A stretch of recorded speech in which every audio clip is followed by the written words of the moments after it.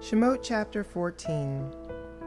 Yehovah said to Moshe, "Tell the people of Israel to turn around and set up camp in front of Pihahirot, between Migdol and the sea, in front of Baal Zephon, camp opposite it by the sea. Then Pharaoh will say that the people of Israel are wandering aimlessly in the countryside. The desert has closed in on them.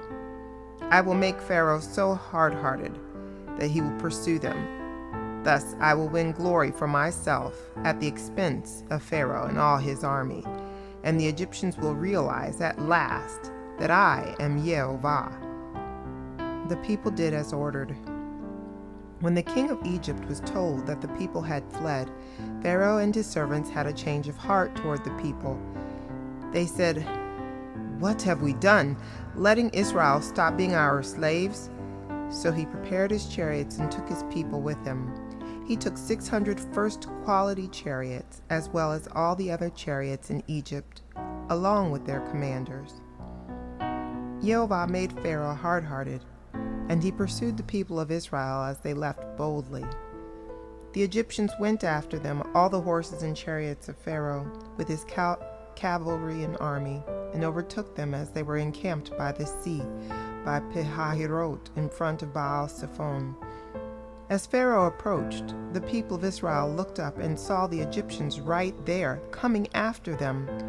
In great fear, the people of Israel cried out to Yehovah and said to Moshe, "Was it because there weren't enough graves in Egypt that you brought us out to die in the desert?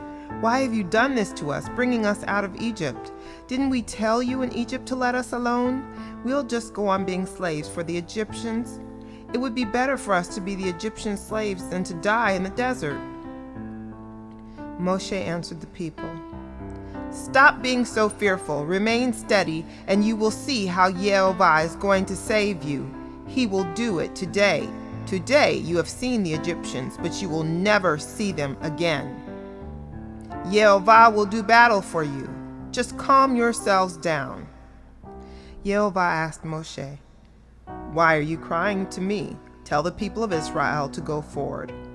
Lift your staff, reach out with your hand over the sea and divide it in two. The people of Israel will advance into the sea on dry ground. As for me, I will make the Egyptians hard-hearted, and they will march in after them. Thus I will win glory for myself at the expense of Pharaoh and all his army, chariots, and cavalry. Then the Egyptians will realize that I am Yehovah when I have won myself glory at the expense of Pharaoh, his chariots, and his cavalry." Next, the angel of God, who was going ahead of the camp of Israel, moved away and went behind them, and the column of cloud moved away from in front of them and stood behind them. It stationed itself between the camp of Egypt and the camp of Israel. There was cloud and darkness there.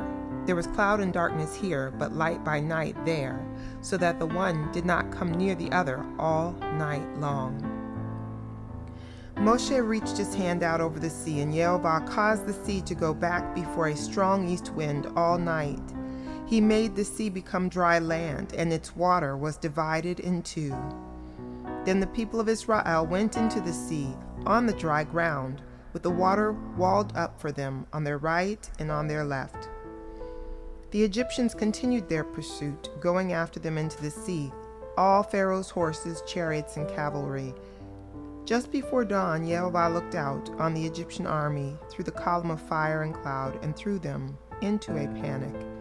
He caused the wheels of their chariots to break off so that they could move only with difficulty.